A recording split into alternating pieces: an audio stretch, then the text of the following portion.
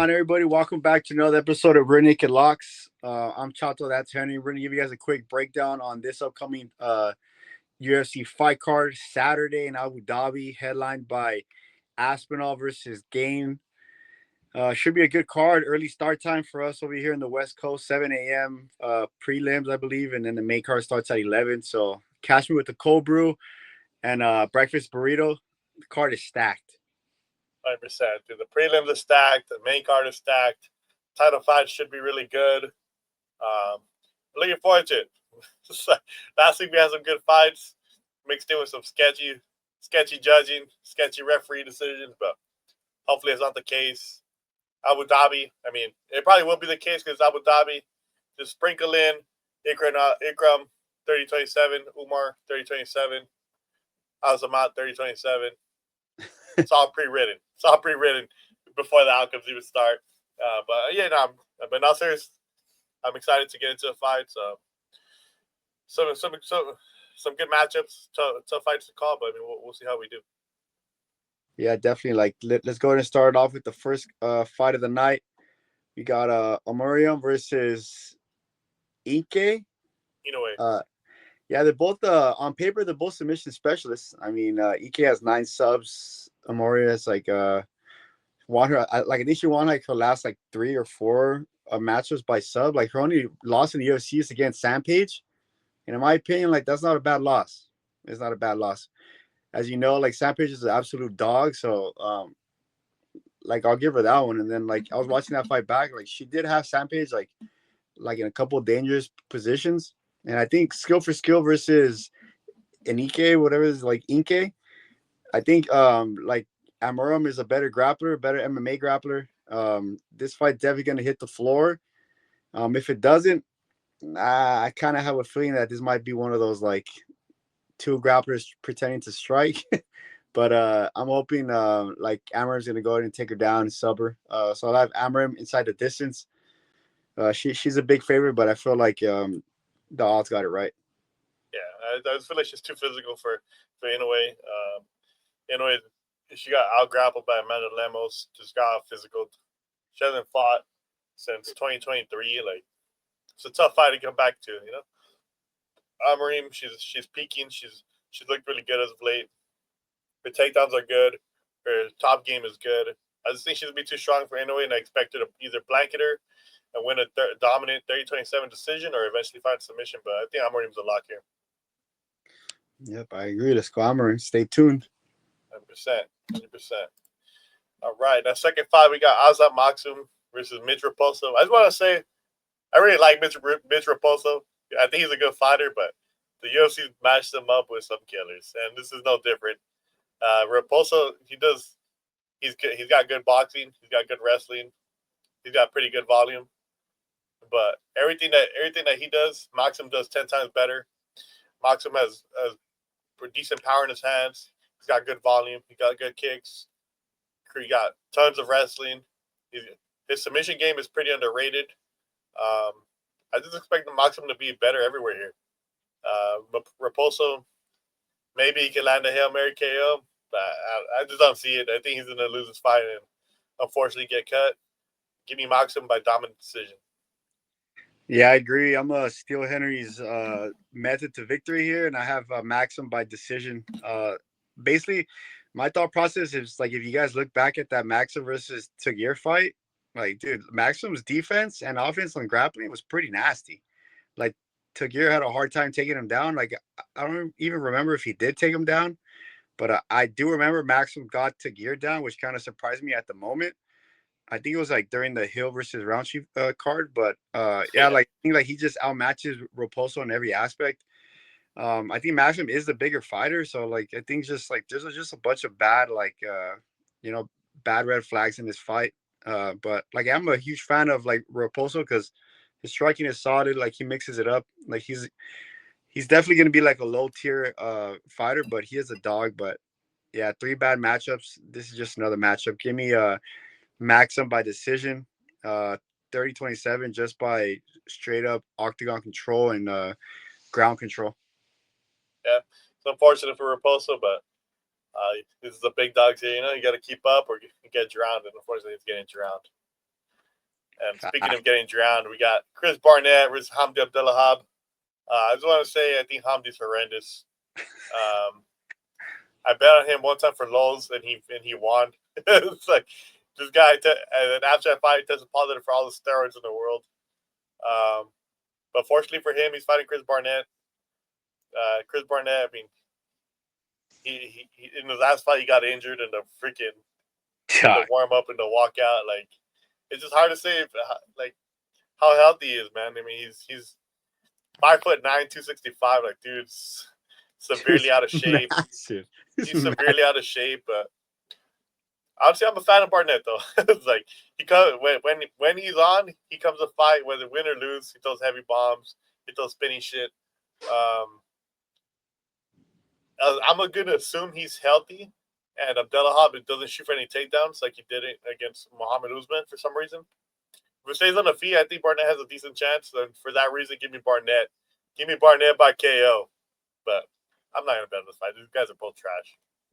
Yeah, it's two cans, but this is the people's main event, dude. Barnett's must see TV. I was a fan of this guy ever since he hit that.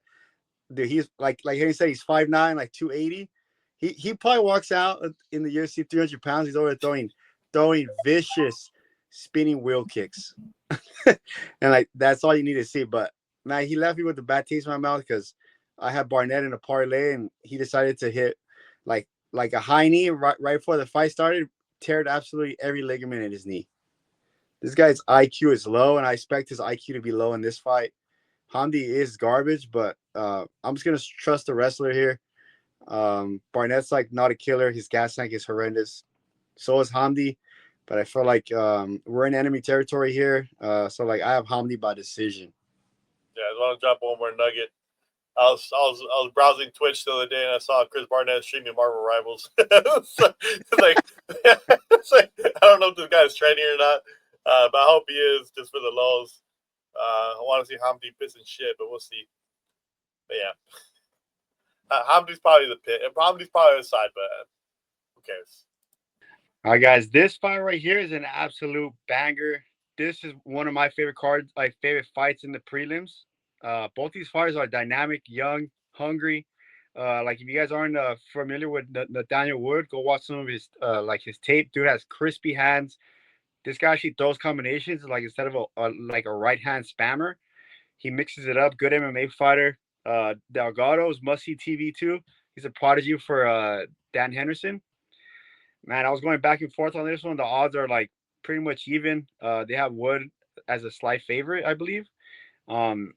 But after looking at it, man, I think I'm gonna stick to my guns here. I'm gonna go with Delgado. Delgado's on a pretty nasty win streak. He's just a taller fighter, good grappling, good striking. And like Wood, I think like they kind of match each other out, but I think the size here is gonna be the difference. Delgado's extremely dynamic on the feet, dude. He knocked out Emil. Nasty. This guy could finish the fight via like his fists, via his knees, via his kicks. I'm going with the fighter with the more finishing ability, and that's Delgado, man. Have Delgado inside the distance because Wood's gonna bring it to him, and like I think that's gonna be his downfall. Like he's gonna run into something nasty.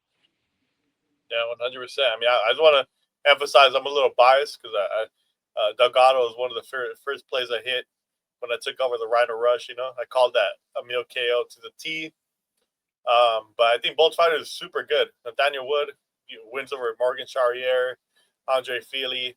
This guy, his ability to mix in the striking with the takedown is phenomenal. Why he's fighting Delgado right now is, I don't know, is beyond me. He probably slept with Dana White's wife or something. He should be fighting up the rankings. But it's a good fight. I think Delgado's the more dangerous of the two. But Delgado does have good wrestling as well. So it's like, if Delgado can keep the fight on the feet, I think he could catch him at any moment. It could be one of those fights where Wood can maybe dominate the first 7 minutes and just get caught with something. I think Delgado is gonna find the chin of Wood. We've seen Wood hurt multiple times. We've seen him wobbled. Wood does have like sneaky power, but he lacks a finishing ability. And when you're going against a hungry fighter like Delgado, you got to put him out or hope that you make it to the scorecards. And I don't think he is. So give me Delgado by knockout. Delgado by knockout in round 2. Sheesh. I like that. 100%. All right. We got Walter Walker versus Louis Sutherland. They were both supposed to fight last month, or the earliest month. I don't remember when it was, but Walker was supposed to fight Muhammad Usman, and Usman tested positive he didn't test positive, but he had the elevated testosterone. My boy's probably done with the UFC. Sutherland was supposed to fight Justin Tafa. Tafa pulled out. I don't know. He claimed personal reasons, but he got cut. So I'm sure it wasn't that serious. So it's a weird fight because Sutherland, this is his UFC debut. He's kind of stocky. He's got like good striking, but these stocky guys, when you knock them down, they don't get up. And I expect Walker to be able to get Sutherland down, even though he is stocky. Bro's built like a fridge. But if you look at his fights outside of the UFC, he was shredded, diced up, and now he's this. It's like he's getting tested. He's getting drug tested now, so his body's not the same as what it was outside of the UFC. So I think Walker's going to be able to get him down. I don't think he gets a hook here, though. I think he gets Sutherland down, and I think he pounds him out. Give me Walker via TKO round 1. Yeah, I just want to add something to what Henry said in the beginning. Like, Muhammad Usman tested positive. He's going to test. He's a supplier for Bruno Silva. He's on the Green Goblin syrup, dude. But if we're talking about just this straight fight, yeah, like Sutherland, if you guys look at his record, padded to the gills. Last 3 fights are against fighters that have no wins at all. 0-1, 0-2. He fought some dude for the belt, 0-1. Like, what's up with these random competitions, these random organizations? But Henry did mention, like, this guy's stocky, right? And, like, what do they always tell you? The best way to take a big guy down is you go for the legs. Walker, foot fetish, McGee over here. He's going to fake the takedown straight into the knee bar, snapped. I got no other explanation, no other logic. If Walker could get Chidi out, wait, not Chidi, Kennedy out, he can get Sutherland out. There's just no way around it. Give me Walker. Several wins under the bright lights. Several first-round finishes. Sutherland hasn't been tested. Like, I'm not putting any money on on a fighter with no UFC experience, and especially with the record as padded as him. Yeah, just give me Walker inside the distance. The safe bet is Walker sub because this guy is a foot fetish, bro. He's gonna go for that knee. He's gonna go for that ankle, straight ankle lock. First round sub, sprinkle it. Yeah, then one more thing. Walker is half Russian, so he might have the crowd behind him. So could play an influence if it goes long, but we'll see. Sheesh, another sneaky fight right here. This guy does not look the way his last name is. Al-Selwady versus Camilo. Like, Camilo's a slight underdog because I get it. He's not as they're both kind of not tested, but something tells me Camilo's gonna sneak.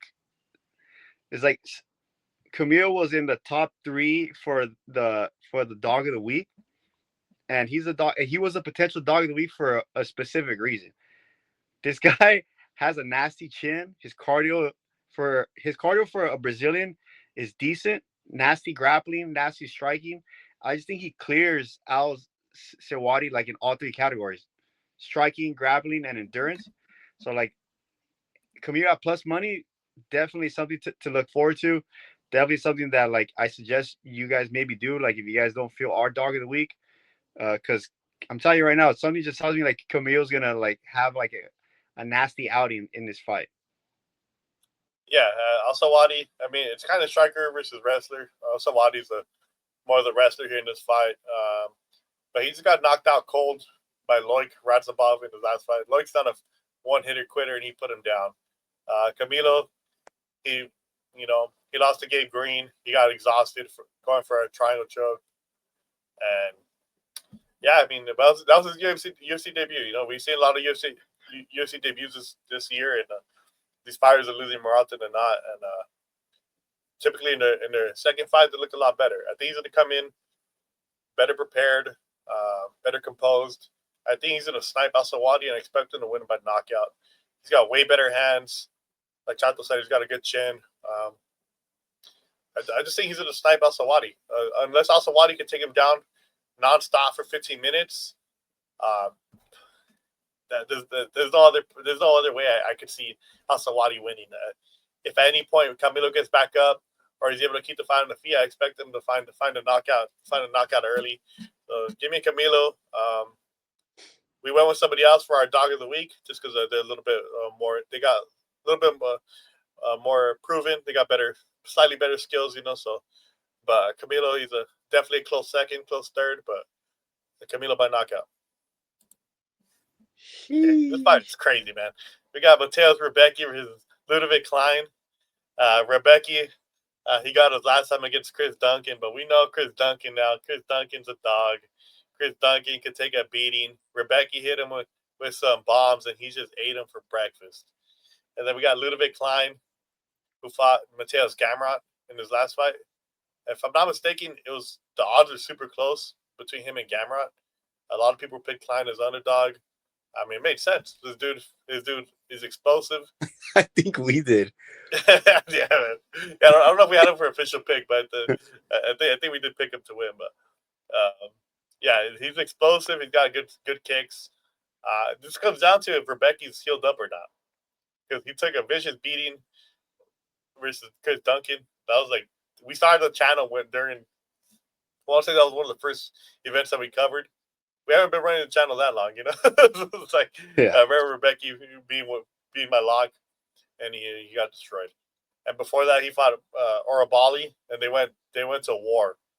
It's a lot of wars. Just like Bruno Silva last week, it's hard not to consider like the amount of damage he's taking, But I think Rebecki has the better punches, whereas Klein has a better kicks. But Rebecki takes every single person down that he fights. So I'm gonna take Rebecki money line. I like that. Yeah, because I was like looking at this file, I was like, man, on the service level, like this is striker versus grappler, in my opinion, because Rebecki like mixes it. But if you guys look at the last fights, like even the fights that he lost, he still got takedowns. This dude has nasty grappling, nasty gas tank. Besides his hairline, dude, like this guy is crispy, And Klein, like I'm a big fan of Klein. Like he's super dynamic, nasty kicks. But what Gamrot was able to do to him, exploited a weakness, and like that's why I'm going with Rebecki. Just like Henry said, is like it's the grappling, man. Like when fighters know how to mix in the grappling with the striking, it's just hard not to bet on him, especially if he's fighting somebody like Klein that's super dynamic, throws kicks. Like people that throw kicks, it's just easy for them to get taken down. Like even if you fling it, like Rebecki's the type of fighter to eat that shot and grab your leg and then take you down. So like that's my logic. I have Rebecki by decision. Like if Gamma couldn't take Klein out, I don't think Gamma finished Klein. So like if Gamma can't finish Klein, like I don't think Rebecki's gonna finish Klein. Give me a 30-27 or like a 29-28 from Rebecki. Going based purely off of Klein's ability to not get up and Rebecki's ability to shoot takedowns and mix it up even when he's gassed.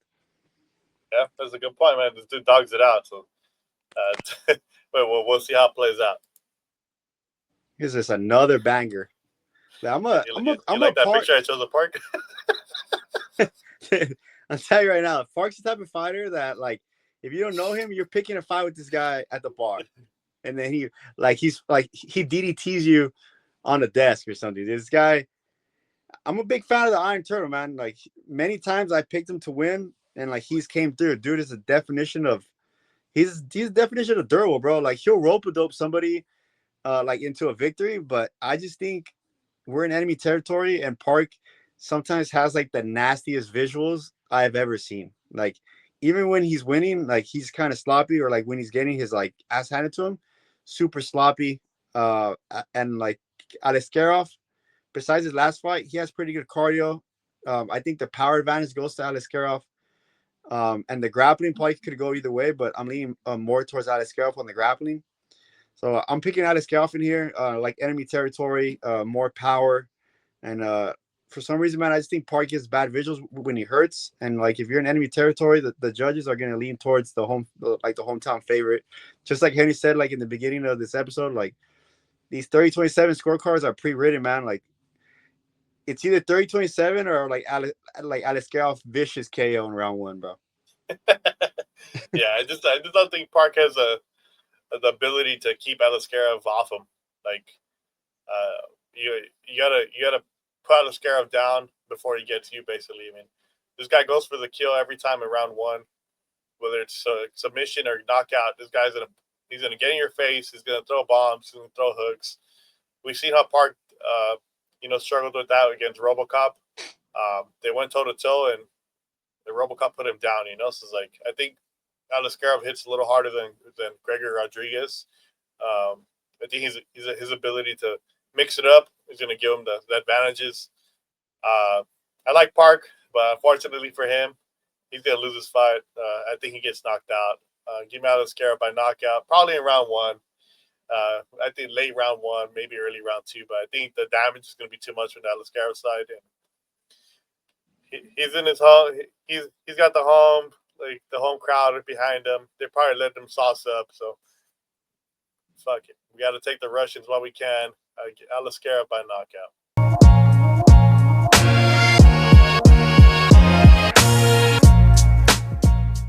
I'm telling you right here, boys. It ain't no secret. If you guys are OG fans from this, you guys know Quillen has cashed for us in the past. They got my boy at plus money this time. It's not going to be an easy matchup. I'm not going to lie.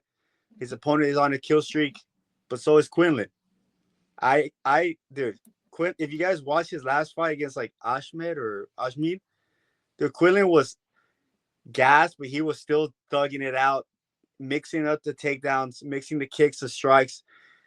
Dude, when fighters are able to keep composure when they're gassed, that is a green flag for them to be a dog, because usually when fighters are gassed, they make horrific decisions. They grapple when they're not supposed to grapple.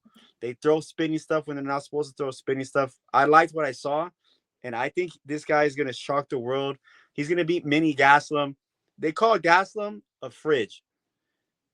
This guy, Quinlan, is fighting the mini fridge from Home Depot. I'm telling you right now, he's the LG mini fridge. Dude, I'm gonna tell you guys a story. We had money on Nasrat, and I kept calling him Mini Gaslam. He lost immediately. Our parlays bobbed. I think it was like the first fight of the night or something crazy like that. Got knocked out by Drew Dober. Yeah, God. Hey, Drew Dober, he's nasty, but look, both of these fighters are extremely talented, good hands, good grappling. But man, I thought Ribovics won the last fight against Nazarat, in my opinion. But dude, I'm telling you right now, my boy Quinlan is gonna outdog this guy. If it goes to the later rounds, which it probably will, dude, this fight's gonna go at least 150 strikes thrown on either side, and they're both gonna get tired. I'm telling you right now, Quinlan's gonna do it to him. Give me round 3 KO by Quinlan. Yeah, I mean, I just think this would be a dogfight. Nasrat has cleared 100 significant strikes in 3 of his last 4, which is kind of scary. But in 2 of those fights, he went to split decision. Split with Ribovic, split with Gordon. You can make the argument he lost to Gordon. You can make the argument he lost to Ribovic. Salkilld he's young, 25 years old. I think he's a better striker than Ribovic. Ribovic is more hooks. I think Salkild's ability to mix in the takedowns is a key here. This dude averages 8 takedown attempts per fight. It's like, this guy, he doesn't care. He'll shoot 20 times. He'll shoot 30 times while putting punches in your face. We haven't seen Nasrat get tested like that. Gordon did shoot a lot of takedowns, but Gordon's wrestling is not the best.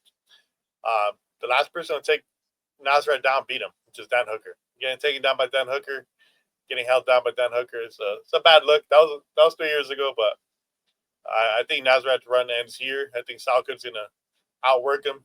He's gonna outstrike him, maybe, or at least keep up with the volume, or put enough out there to close the distance, mixing the takedowns. Give me Salkilld by decision, but it's gonna be a dogfight. I think our dog's gonna bark a little harder. I'm telling you right now, he's plus money. This always happens, man. Put the bet in now. I'm telling you, once this goes live, everyone's gonna start copying us. Quinlan's gonna be a minus 500 favorite come fight night. Yeah, 100%. Park Alley should be on a win streak, but Tito got robbed, but whatever. Next up, we got Alexander Rakic versus Azamat Murzakanov. I don't know if it's about Rakic, man. I want to bet on this guy. He has the build. He's got the skills, but I just feel like his durability is what lets him down. He's injury prone. He doesn't fight often. Hasn't won a fight in years. He has been fighting killers though. He fought Kalaev. He fought Jiri. He fought Blachowicz. This is a big step up, well, at least on paper, for Murzakanov. But I think Murzakanov is a better striker of the two. I think he's more durable of the two. I think Rakic is gonna make it competitive early, and I think Murzakanov is gonna find the chin late. Like round 2, round 3. Murzakanov is a dog, man. This guy does not care. He walks everybody down. You gotta hit this guy with the shotgun. You gotta shoot him in the head. He's not gonna go down. Rakic, his boxing is weak. He's more kick heavy. When you're throwing kicks, and you're throwing blind kicks, you end up getting caught. As Jerry caught him off a kick, I think Murzakanov is going to do the same thing and he's going to knock him out. So, unfortunate for Rakic. I think he has all the skills, but he just can't put it together. I don't know if it's fight IQ or mental thing, but I think Murzakanov puts him down. Yeah, I got Murzakanov here. Man, Rakic is just one of those fighters that, he has the potential to slip on a banana peel, bro. I put money on Rakic against Blachowicz, and he blew his knee out. It's just one of those fighters that, I see that name pop up, and I just get, deja vu of him throwing away, $100, $200 parlay that, I had him with. But, yeah, Murzakanov is going to do the exact same thing that Jerry did to Rakic. He's going to close Murzakanov going to close the distance, going to pressure him. Rakic does shoot for takedowns, but you can't shoot takedowns off your back foot. So, Murzakanov is going to shut that down by pressuring him. Henry says a late finish. I got Murzakanov round 2 because Rakic is a 1-round fighter right now. Yeah, I mean, it's a good point. I mean, Rakic has no wins over anybody in the UFC currently. It's he's fighting everybody, but he's just not winning. So it's hard to pick somebody who's always a loser, So you got Murzakanov as a slight favorite. He's minus 115, but we take it. Sheesh, another banger fight right here. Look, Almeida, was it that lightweight Khabib or the light heavyweight Khabib turned heavyweight Khabib versus Volkov? Man, Volkov got robbed in his last fight. Volkov should be fighting for the belt right now. Everybody knows that Volkov beat Gane. Even Dana White said it. But these are the two matches right here. I got originally I had Almeida, but for some reason I think Volkov's gonna do it to Almeida, man. I think Almeida's gonna be too small. Just bad visuals on his last fight when he fought Blades. Almeida's gonna take Volkov down, but I just don't. But I think the way he shoots super far, shoots super sloppy, takedown attempts. I think the size of Volkov is gonna cause trouble for Almeida, and if it stays on the feet, Volkov is gonna light this dude up. So, that's my logic. The size, the striking advantage from Volkov. I just hope to God that Volkov trained at least some takedown defense, because this fight has the potential of Volkov versus Aspinall 1, where Almeida just takes him down and subs him. So I might look like an idiot here, or I might look like a goddamn genie right now. I got Volkov. I got Volkov inside the distance. Round 2 when Almeida is gassed from not getting the first 4 takedowns that he attempts on Volkov. Yeah, I mean, I just want to say Volkov would have been our dog, but I flipped my pick. I've been going back and forth. Me and Chato had kind of decided on Volkov. I flipped my pick. I can't stop imagining him getting taken down. He got straight armbarred by Tom Aspinall. It's bro, you got a straight armbar, you got taken down by Cyril Gane. It's just hard to see that not happening again.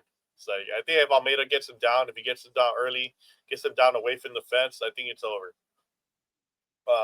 Volkov could definitely win this fight. He does a lot of teeps up the middle. Those kicks up the middle against wrestlers like this, you keep tagging that body, they get exhausted. Volkov does have a knockout via body kicks over Alexander Romanov, who's a wrestler just like Almeida. If you work the body, you can definitely find a KO. But I just think Almeida's going to get him down. He's going to get him before he gets got. So give me Almeida by sub in round 1. Sheesh. Split on it. Split. Yeah, we'll see. One of us is going to look like a guru, but yeah, we'll see. Sheesh. All right, man. We got Umar Nurmagomedov versus Mario Bautista. I think it's an incredible fight. We've learned our lesson when it comes to Mario Bautista. Stop underrating his skills. He's good everywhere. He's got good footwork. He's got good boxing. He's got good wrestling. He's fighting Umar. Umar was so close to becoming champion. He arguably took the first 2 rounds against Merab and then broke his hand. And then Merab just took him to the ocean and he drowned him. You know, it's like it's hard to say how that fight would have played out without a broken hand, but we know Merab. You got to outdog him, and it felt like Umar kind of quit a little bit. He lost the mental battle to Merab. He let the crowd get to him, and he let Merab have all the moments. But I think Umar is a better boxer of the two. Not better boxer. He's a better kickboxer of the two.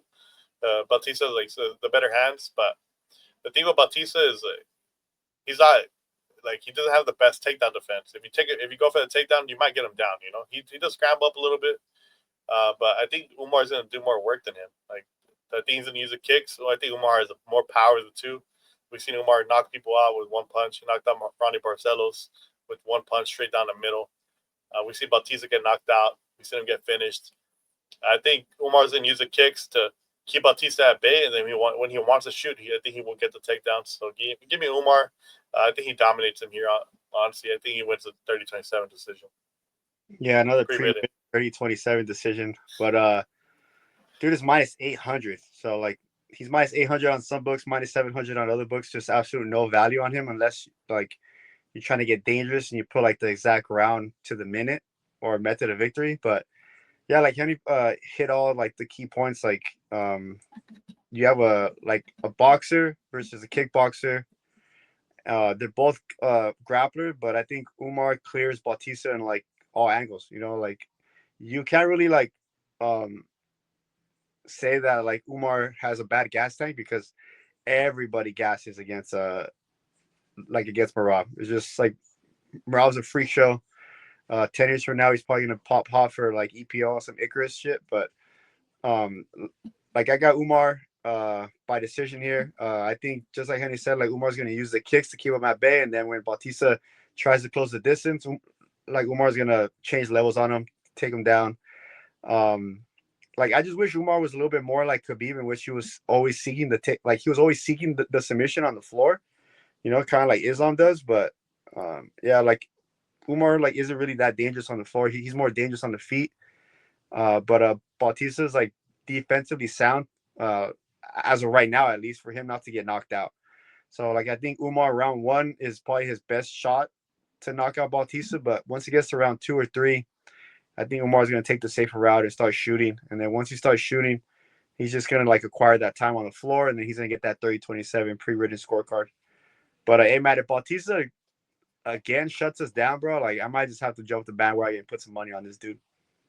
Yeah, I mean he's live, but it's a fist fight. You know, we've seen lesser fighters win. You know, anything can happen. Maybe he catches Umar early. We've seen Umar get wobbled. You know, he's gotten wobbled before. Maybe Bautista takes him down. Maybe he controls him, or maybe Umar gasses. Minus 800. I think that price is too steep, but we'll see. We'll see. But that pre-written scorecard is the scary part, you know. Sheesh. This is another pre-written scorecard, bro, because like I could already tell the UFC does not want Gus Bus, Rob Schneider as the Rob Schneider is the champ for the women's fucking division. But man, I'm going back and forth. Like I don't know if I'm just like I was leaning towards Dern just because, you know, she's eye candy and like she does have a win over Gus Bus. But I think my final prediction is gonna have to be Gus Bus, man. Like just bad visuals on social media, bad visuals on like interviews from Dern. She said on like she literally said that like if Wei Li was the champion, she would have still took the fight, but like she knows that like she's not ready to fight that level of a competitor. I was like, if you're going into the mindset like that, bro, like you're not training hard enough like on your time off. So Gus Bus is over there, like she's always been overlooked because like of her looks and stuff, but she's pretty nasty, man. Like she has the ability to mix it up, nasty ground game. Dern is like a submission specialist, but I think Dern is like Charles Oliveira, where like Charles Oliveira minus the submission attempts, like they both accept ground position. I feel like that's gonna be Dern's downfall. Give me Gus Bus by decision because I think Dern is like technically savvy to not get subbed, but she's dumb enough to get controlled. Yeah, I mean, both these girls went through tough fights with Lupe Godinez. I don't think either one of these girls are the best fighters in the division. I just think without Wei Li here, I think this battle's gonna be changing hands pretty often. I think Verna does have the ability to blanket people, but I think the biggest problem I have with her is her cardio. Like she gets tired in fights where she throws no punches. Like in her last fight, she threw 11 significant strikes. The one before that, 2. Before that, 30. 27. 14. Like, it's a 5-round fight. Like, you're not going to win this fight blanketing people and doing no damage. Whereas Mackenzie Dern throws super heavy volume. She throws 70. She's thrown 100 significant strikes before. She does have some power to hands.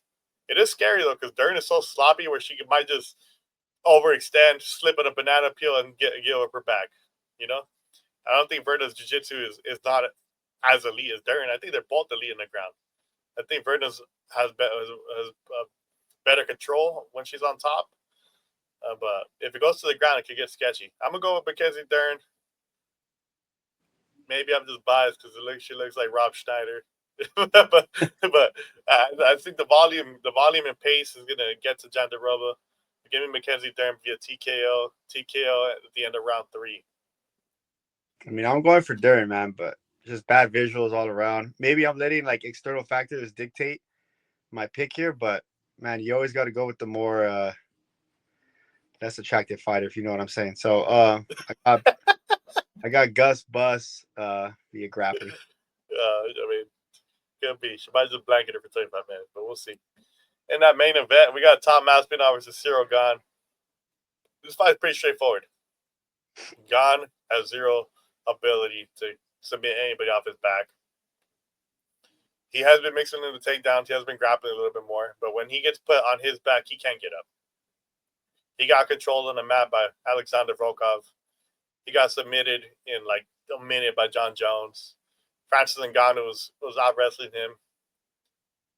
This just comes down to how Tom Aspinall wants to approach this fight. If he wants to make it scary, he wants to make it dangerous, he wants to strike with Gane, he wants to go chin for chin with Gane, it could get sketchy. It very well could get sketchy. It's like Tom Aspinall's striking defense is not the best. He does get hit. You know, it's heavyweight division. Anybody could go down any moment. But I'm gonna trust that Aspinall finds the correct game plan. You know, keep it standing for as long as you need to, but get him down. You know, if Tom Aspinall loses his fight, John Jones will never let it go.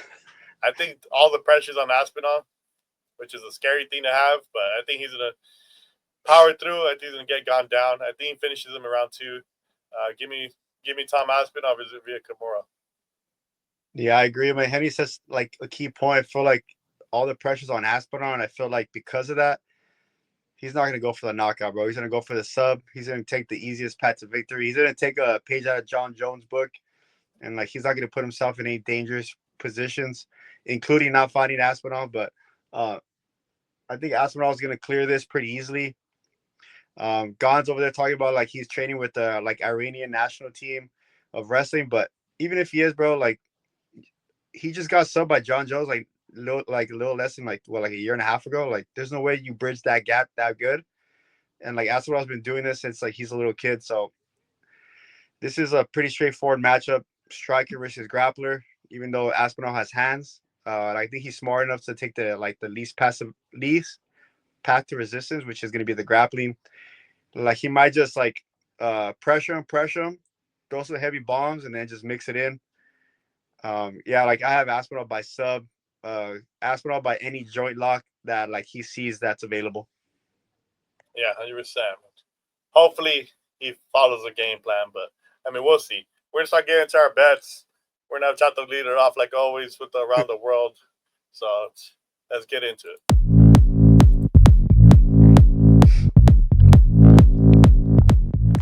All right, everybody. The moment everyone's been waiting for. All right. We got the submission specialist from Brazil. She's fighting another girl that thinks she can hang on the ground, and she can't. Okay. That's going to be her downfall. She's going to initiate the grappling, and my girl Amorim is going to win by submission, easy. I'm telling you right now, I'm so confident in her that like we might have put her like in a different parlay as well. We're calling that other parlay Subway sandwiches because it's Subway. It's a sub either way, baby. I got this first leg by submission, easy money. Second leg, I'm trying to see the slide here. Aliskerov, I'm telling you, he's fighting Park.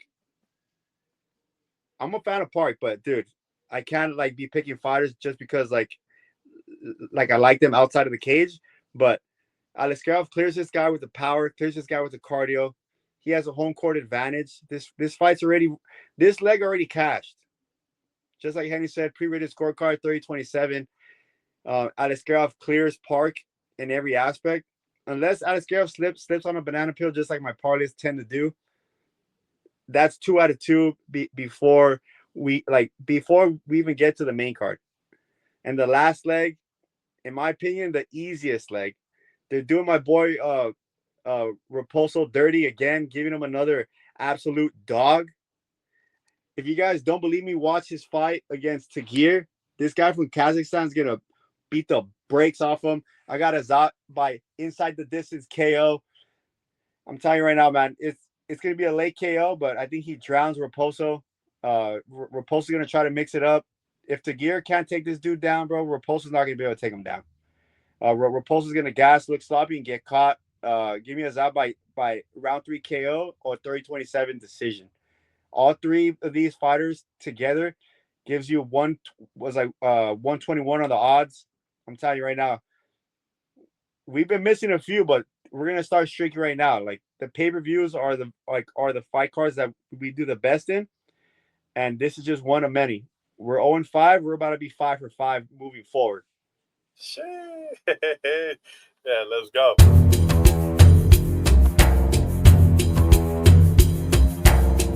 All right, man. Next up, we got the Rhino Rush parlay. I want to say I've been getting robbed lately. I've been getting robbed. I'm sticking with the theme here. I put the flag on the Rhino, the Russian flag on the Rhinos for a reason. I think they're gonna have the crowd behind them. I think both these guys have the ability to finish the fight early, finish the fight however they please. I think Azamat can knock out Rakic in round 1. I think Azamat can knock him in round 2. Or I think he can knock him out round 3. Or if he wants to take it to a decision, like he did against Dustin Jacoby, I think he can win by decision. And we got Walter Walker fighting a guy who's making his UFC debut. No offense to Louis Sutherland. This is a step down in competition for Walker. The scariest part about Walker is he's had 0 resistance in the last 3 fights. Kind of scary, but this guy's changed his whole demeanor. In his UFC debut, he came out of shape. He gassed out after 1 round. Now he's in crazy good shape. He's training in Russia. He's training with a bunch of top level fighters like Bogdan Guskov. I think if you're training against a heavy hitter like Guskov, I think you get to withstand the power coming back from Sutherland. I think he knocks him down or takes him down early, finishes the fight via TKO. I think if Sutherland gets flattened out, it's over. So I think he wins by knockout or by TKO. So parlay both these guys, get plus 145 odds. It took me a while to decide on the fighters, but I'm super confident both these guys that they both win inside of the distance. So parlay them both. Don't sleep on it. We're cashing this week.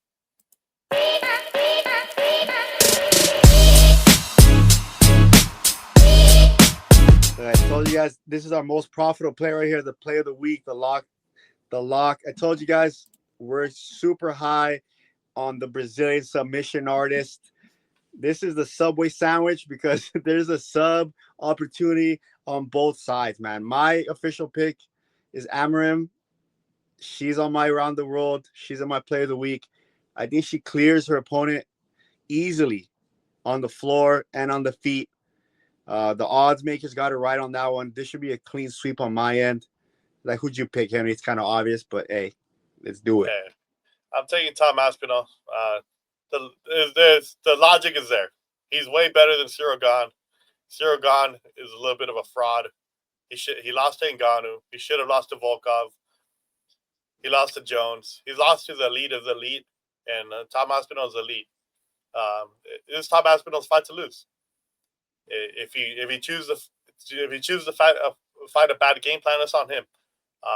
He has all the abilities in the world to finish his fight early. He can take him down, dominate him. If he wants to strike with him, that's where it gets scary. But I trust Tom Aspinall. He's the same guy who said he'd tackle Pereira off rip. I don't think he's dumb. I think he knows his path to victory. I think he's gonna take Gane down. He's gonna make him work. Gane's cardio is horrendous. He gets exhausted. His takedown defense is trash. He's flat on his back like a turtle. So give me Tom Aspinall. I think he wins by Kimura. Just puts his head over the head like fucking what was it? Islam did to Dan Hooker. Just straight yank it. Take it home. Put it on the wall like a trophy. I think he wins this fight pretty easily. Gane shouldn't even be here. He lost his last fight. Volkov it should be Tom Aspinall versus Jonathan Almeida, if we're being honest. But Gane, he must be the most popular French dude on the planet because he stays getting gifted decisions. He gets gifted for title fights. But yeah, partly both these guys. It's not the best odds, but minus 178. We're just here. This is extra juice. The other three bets are gonna hit before this, so this is extra money for you. That's easy money, man. We got 4 for 4. We're aiming for 4 for 4. All the fights that we picked, they all have a path to victory, man. It's just their fight to lose. Hopefully they show up because ain't nothing worse than doing all the research and all the paper says that they're gonna win and then they don't show up. But I have extreme confidence that they're all there to cash for us. They all have the ability to win. Man, let's go 4 for 4, man. 100%. Yeah, we're gonna have on Sunday when we do the recap. We're gonna have a monthly recap so you guys can see where we're at. Hopefully, we're on the green for this week because most of our bets are in the green. So, yeah, I mean, we'll see how we come up on the other side. But 7 a.m. start time. Order your cold brew now. Get your burritos ready as we're in for a long morning. Hopefully, it's a morning of cashing bets. Be on lookout on Twitter. Maybe Chato live tweet some bets. Be on lookout on Instagram. Maybe we'll do another ladder parlay. But yeah, we'll see where we end up. Yep. Thanks again for tuning in, guys. We'll catch you on the next one. Rear Naked Locks out.